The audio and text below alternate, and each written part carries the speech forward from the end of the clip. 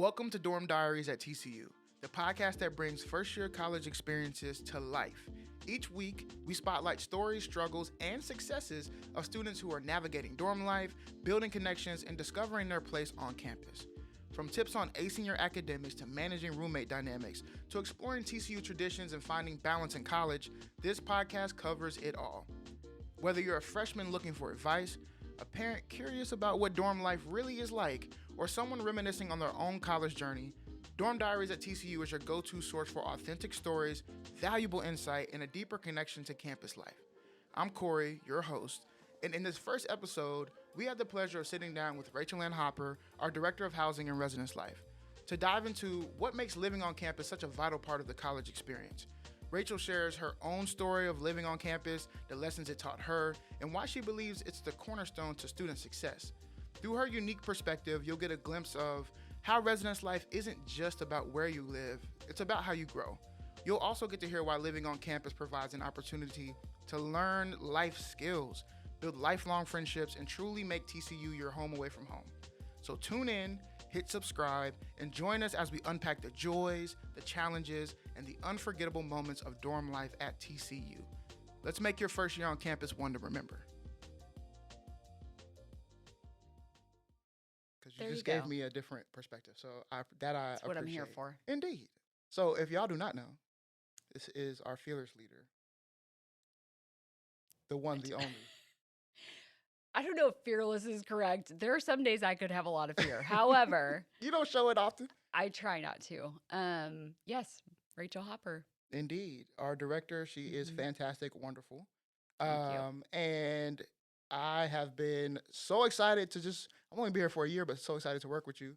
And when I got here, I was immediately, even in our interview, talking about there's opportunity for us to do a podcast and have an opportunity to connect with students, particularly our first year students and things of that nature. So what a full circle moment I that know. this is. And then every week I'm like, Where's the podcast? where's the podcast? When are we going to do It's the podcast? coming. I It's want the coming. podcast. It is. We've got the perfect place for the podcast. It is loading up. Yeah. And this is episode 1. And I thought, what better way than to sit down and have a conversation with you specifically about what our department is, what we do, why it's important, the work that we do, why it's important that we have our students here and how we serve our students. And I actually found it to be a beautiful conversation that we just had about your experience in college, you starting somewhere and then going another different place and having seeing something in a new light and things of that nature. So I kind of want to start with,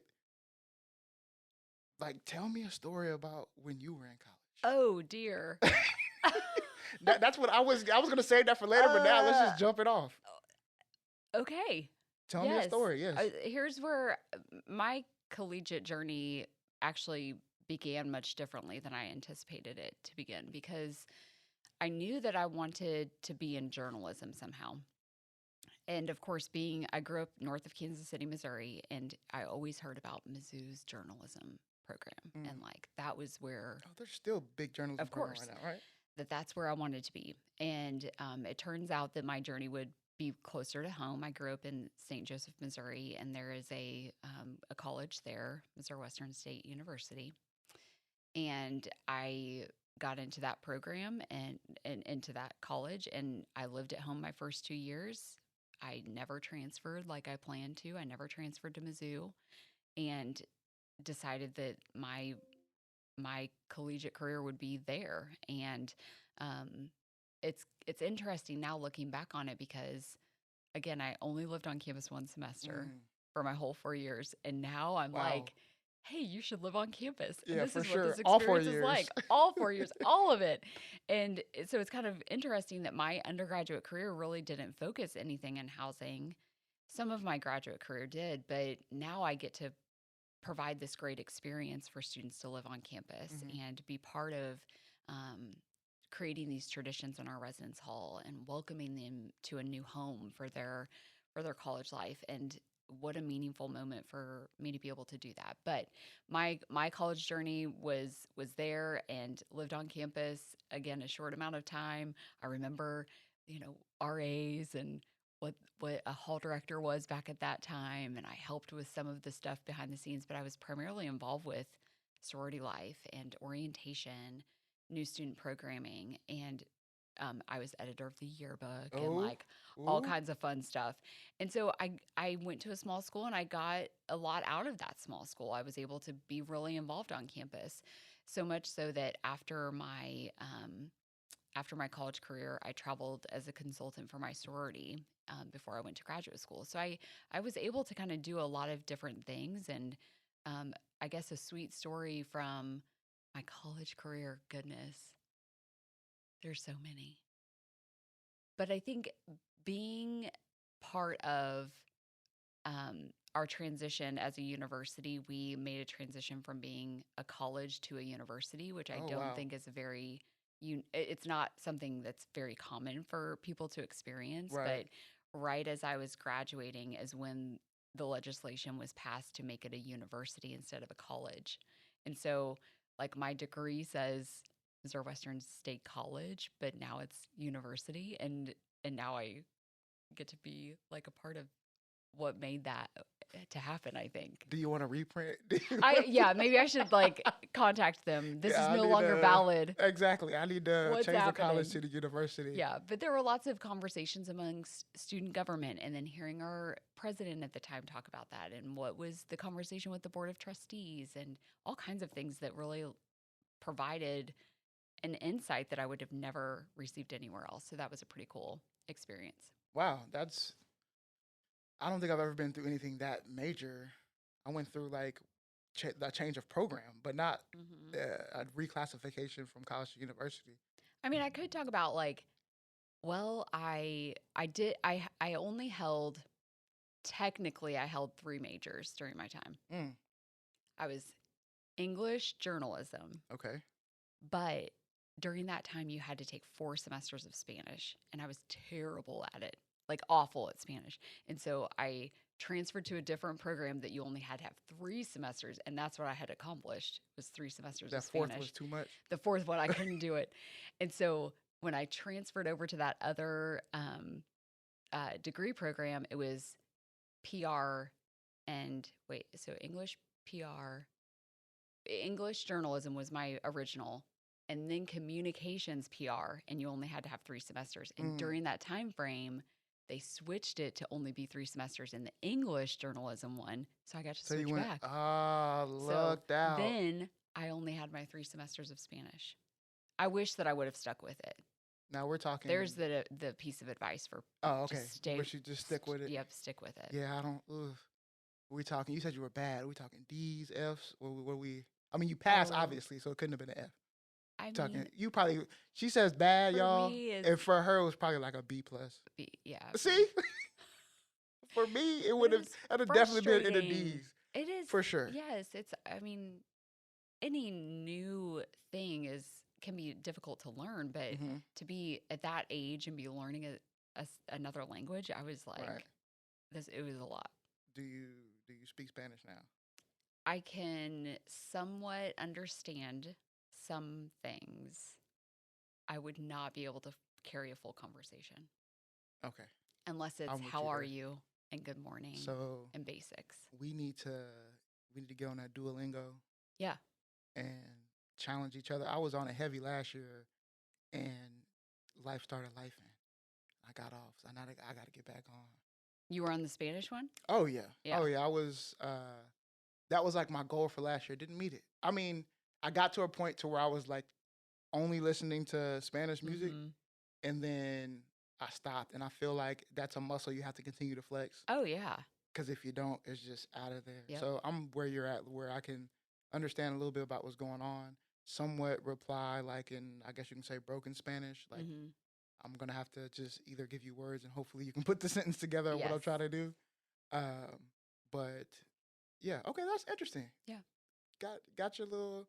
Sometimes things work out in the way they're supposed to work out. So And I didn't have to take that 4th semester. exactly. But I would encourage you to, what do they call it when you sit in on a class here? Oh, like It's take no not credit or something, right. like Some whatever sort of it is. observance or something. Yeah. I don't know if I had the time for that, but Maybe. So beyond your college stories and where you are now, fast forward the years to now, you been at TCU for a while. You serve as our director. I wanted to give you the space and opportunity to talk about um, somewhat of your journey to get here, but also what is important about the work that you do and that we do as a team for our students who live on our campus. Yeah. I think one of the things I loved when I was going through and interviewing for my postmaster's degree positions, one of the things I loved about continuing to hear about with TCU is just this: we're going places, we're innovative, we have a lot on the horizon, we want to change the world. I mean, those types of things for me personally are like motivations and drivers to be Hmm. able to say, okay, I know my skill set would be able to lend towards that. So as I think about my first time saying yes to a position here, which was a hall director position, um, I had just this like open opportunity to be able to develop new things and create new traditions and be a part of every bit of where we were going as a department, as a division, even in the university setting. So to have that as a young professional and to see the growth that was coming, I was motivated and inspired by that.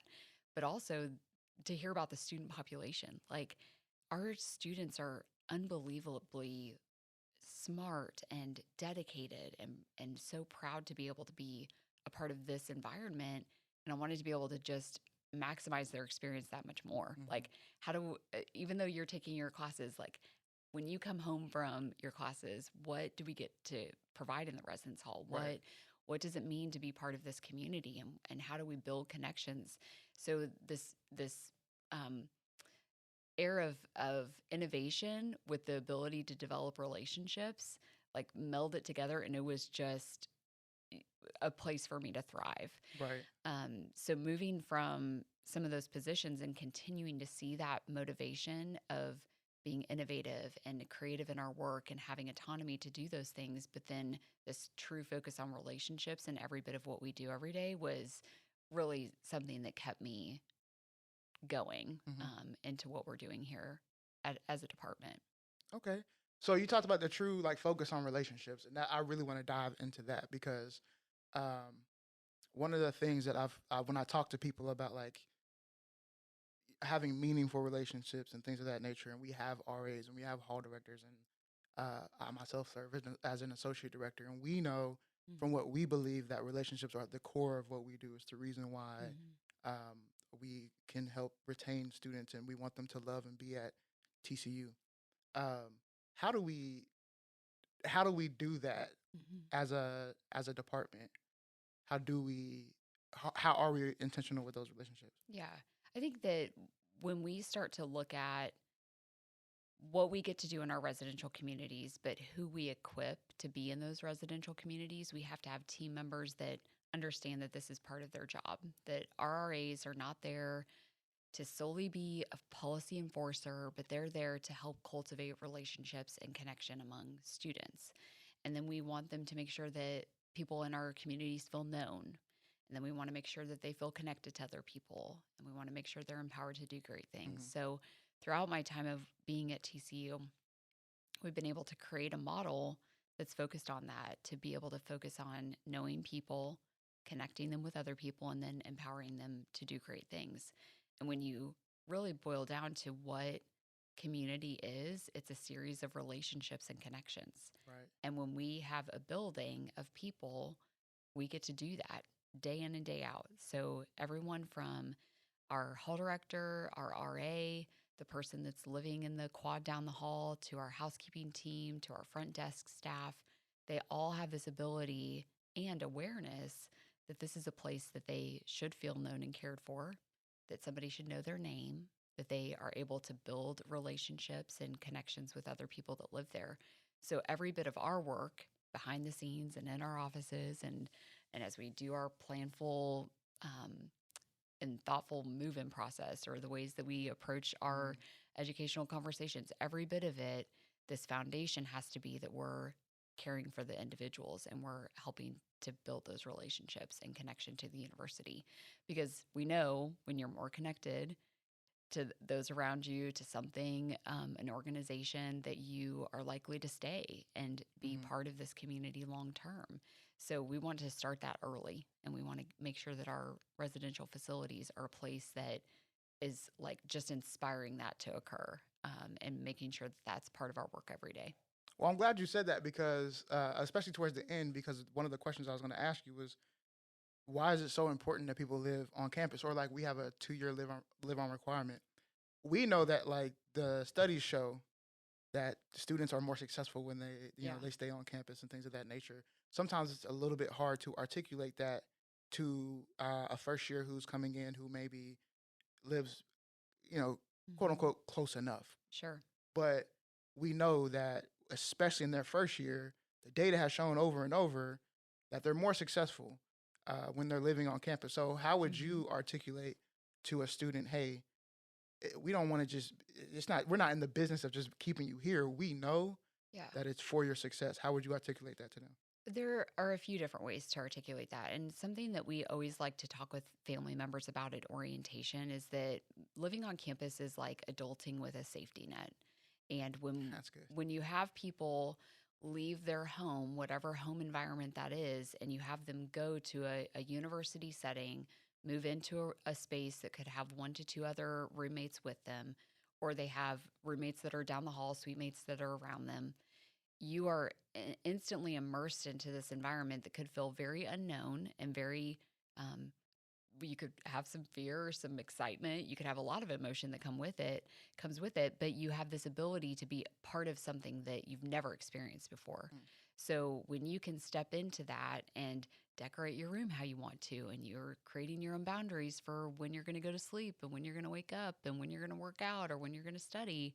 And then you also have to do your laundry, and then you have somebody following up with you because maybe you dropped your ID somewhere. Like, this is a place that you start learning how to be self-sustaining. You create your awareness of your own your rhythms and routines, and you start to learn how you then can move off campus someday. For sure. And ultimately, we hope to be strong stewards of these individuals to say, we understand that you may have questions, you may have conflict with somebody else, that we are there to be that safety net, to be able to say, you're known, you're cared for, you are important, you have a voice in this. We want for you to be able to work through this conflict or identify your study techniques or understand what it means to build relationships with other people and be in healthy, sustaining relationships. So we're hoping to get you to that point. So then when you move off campus someday, you're that much more successful. But also it does mean that while you're here, you're within walking distance to class. You Right. have your food here on campus, you have your laundry here on campus. It is a city amongst a city to be able to be part of a college campus and be able to live here. So of course we want for students to feel like this is a supportive, safe, healthy, caring environment for them to be able to be successful in and out of the classroom. But ultimately, when people do move off campus someday, we want them to be great neighbors to the people around them and be really strong building community builders in where they're going. Yeah. The city within a city is kind of like the perfect way to put it, uh, because it's really, it really is. You have Mm-hmm. food. You Mm-hmm. have a community as far as like a group of people. You have educational like libraries and things of that nature and Yes. you're learning things together, right? Like you're moving Right. through things together. So I try to harp on that often, but I feel like sometimes it's really hard to tell a parent or a first year why it really is important Yeah. to live on campus and how successful somebody could be. Besides just showing them the numbers, because Sure. the numbers sometimes, if I'm a numbers guy, but not everybody is, Yeah. and they like a little bit more of historical data or things of that nature, or evidence, not data, Mm-hmm. um, to really help them spend their time Yeah. here on campus. So to me, that sounds a lot like sense of belonging. Yes.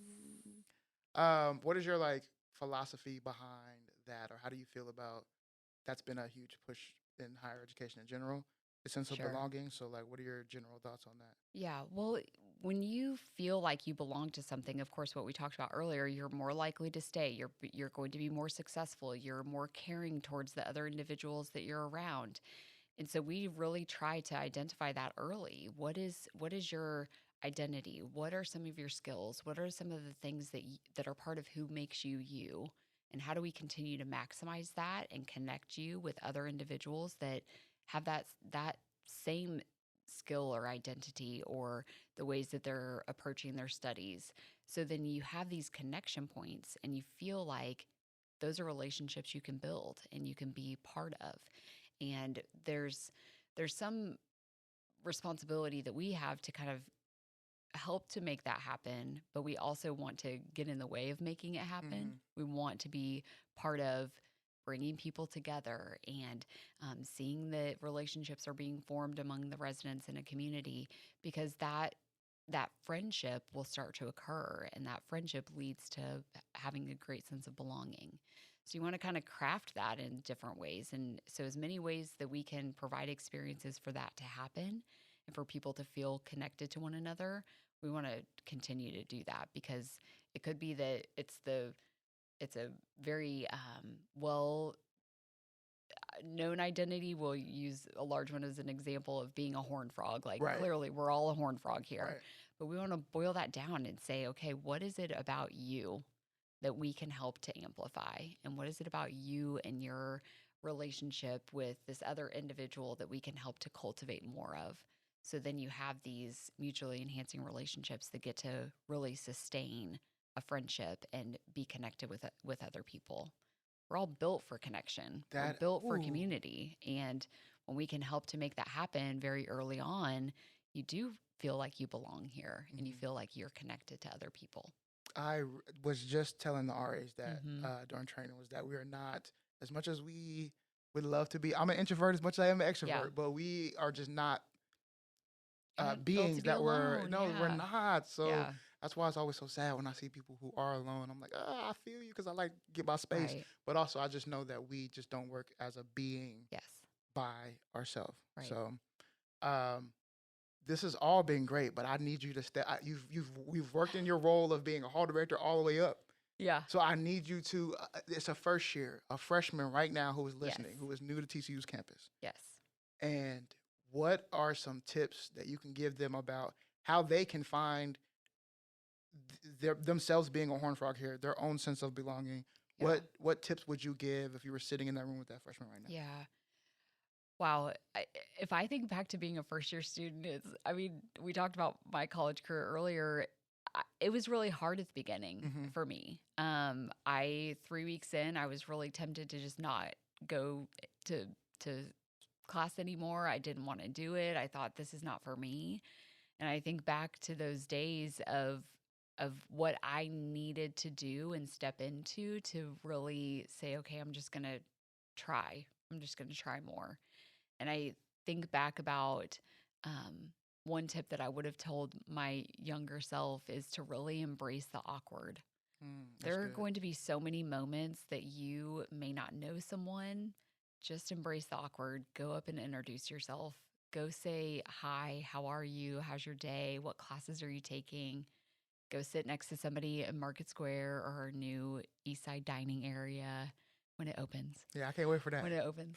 But go sit next to somebody and just engage in conversation and embrace the awkward of that interaction. And it could be awkward and that other person might find it awkward, but it could also be really beautiful, because you may be able to say, oh my goodness, I'm taking that class too. Or you went to the game last night. I went to the game too. Oh, you're playing on intramurals. Awesome. I'll love to come and cheer you on. Like, there are moments like that that if we just take ourselves out of this like prideful sense of I'm I'm a college student, I can handle everything, and Right. instead take a step back and say, goodness, we're all meant for belonging and connection to each other. I really want to see those connections made. I'm going to step into building those connections with other people. I think Mm. that that is something that I would give as a huge piece of advice for our first year students, is to embrace the awkward, but also to really be kind. I mean, there are so many Mm. people that are experiencing so many different emotions and feelings um, and approaches to what college life is, that when we can really take a posture of being kind to one another and helping that person to feel known and seen, that can go a long way. Very long way, Hmm. for sure. I think that's great advice. I would have enjoyed that as my first year too, because I felt a lot of that especially, it didn't take me 3 weeks. I'd have been first week ready to go home. Oh, man, but I'm glad that I didn't. I pushed through Yep. and Yep. had to step outside of my own bubble to Sure. figure out Yes. that there's a lot of people on campus that actually that like the things that I like. Like, I went into college being like a gamer nerd, Yeah. and I thought there wasn't going to be a lot of people like that. And I found my little group Right. of people who, it was a bunch of us out there who were doing Yeah. the exact same thing. So it just took It's a awesome. little bit of finesse and just stepping out on the limb. So Yeah.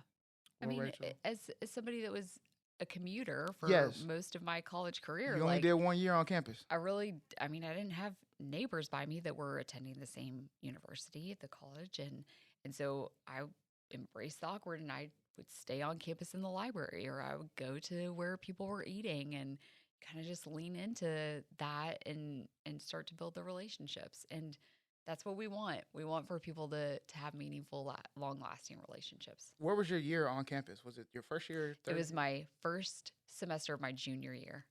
So what was the? So weird. Yeah, because I'm trying to think. You was trying to get up out the house, weren't you? You were like, I can't be I here was no more. pretty ready for that moment. Yeah. Because that would have put you around 21, 22. Actually, I am young for my grade, so I okay. didn't turn 21 until I was a senior. Yeah. Okay. But you're at that age where you're like, okay, I've ready. been home. Yes. I'm ready to get up out of here. And I Yes. think that was that's where I was too when I came to going to college. Yeah. Was I wanted to be like far enough that I wasn't like, I was away Yes. from my family. You wanted adulting with a safety Yes, with net. the safety net. But I also wanted to be close enough that, like, if I needed to Correct. come home, like, Yes. cry, like, I can get back Sure. to the house. And I often think if I were to do it in reverse, knowing what I know now, I would have never left DFW, me personally. I'd Yeah. have slid on down to TCU. Because Yeah. I'd have been much closer because I prioritize, like, my connection to my family. Yes. But I also know that's not all students. Some students are like, no, I need to go across the country Right. and get a whole different experience. But all of that is just stepping outside of, what your comfort zone is and having that safety net if you got to fall. So I'm glad that we have the opportunity to create that for our students. I know. We For do sure. every day.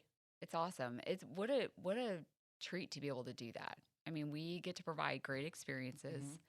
We get to build relationships with students. We get to provide their residential home for a time being. And it's something that I will never take for granted. For sure. It's so fun. And then seeing them meet their own goals. Oh, yeah.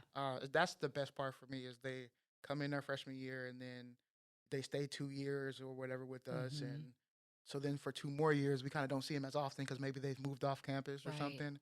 And then year 4 comes and they're inviting you to graduation parties No. and to Oh, ceremonies and it's sending you wild. pictures and everything else. So I enjoy that. I'm so happy that I got to spend this time talking to you Thanks. Yeah. for sure. It's been Wanted to get exciting. your perspective before we got other people's perspectives as well. And thank you for your support. And let's even do this because I think it's going to be great for the students. Yeah, it will be. Do great things. I will indeed. Okay.